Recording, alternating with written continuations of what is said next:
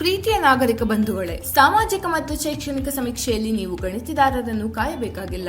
Online ನ simple procedure ಮೂಲಕ ಸ್ವತಃ ನೀವೇ ಅಪ್ಲಿಕೇಶನ್ ಫಿಲ್ ಮಾಡಿ ಸಬ್ಮಿಟ್ ಮಾಡಿ. ನೀವು ಮಾಡಬೇಕಾಗಿರೋದು ಇಷ್ಟೇ. Step 1 KSCBC self declaration .karnataka.in ಗೆ ಭೇಟಿ ಕೊಡಿ. ಸ್ಟೆಪ್ 2 ನಾಗರಿಕ ಅಥವಾ ಸಿಟಿಸನ್ ಎಂದು ಕೊಡಿ. ಸ್ಟೆಪ್ 3 ನಿಮ್ಮ ಫೋನ್ ನಂಬರ್ ಎಂಟರ್ ಮಾಡಿ OTP ಪಡೆಯಿರಿ. ಸ್ಟೆಪ್ 4 ಹೊಸ ಸಮೀಕ್ಷೆ ಮೇಲೆ ಕ್ಲಿಕ್ ಮಾಡಿ. ಸ್ಟೆಪ್ 5 ನಿಮಗೆ ಕೊಟ್ಟಿರುವ UHID ನಂಬರ್ ಅನ್ನು ನಮೂದಿಸಿ ವೆರಿಫೈ ಮಾಡಿಕೊಳ್ಳಿ.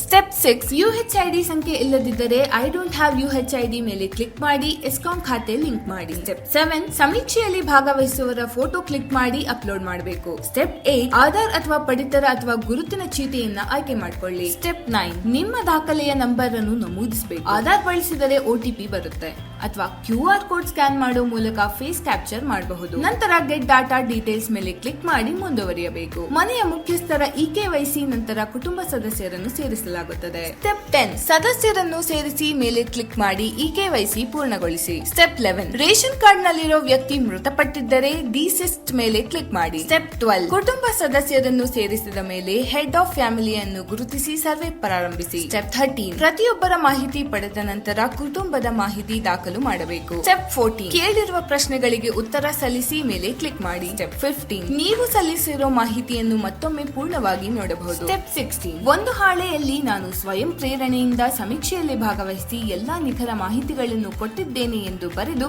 ಆ ಫೋಟೋವನ್ನು ಅಪ್ಲೋಡ್ ಮಾಡಬೇಕು. ಸಬ್ಮಿಟ್ ಮಾಡಿದ ನಂತರ ಅಪ್ಲಿಕೇಶನ್ ಸಂಖ್ಯೆ ನಿಮಗೆ ಸಿಗುತ್ತದೆ.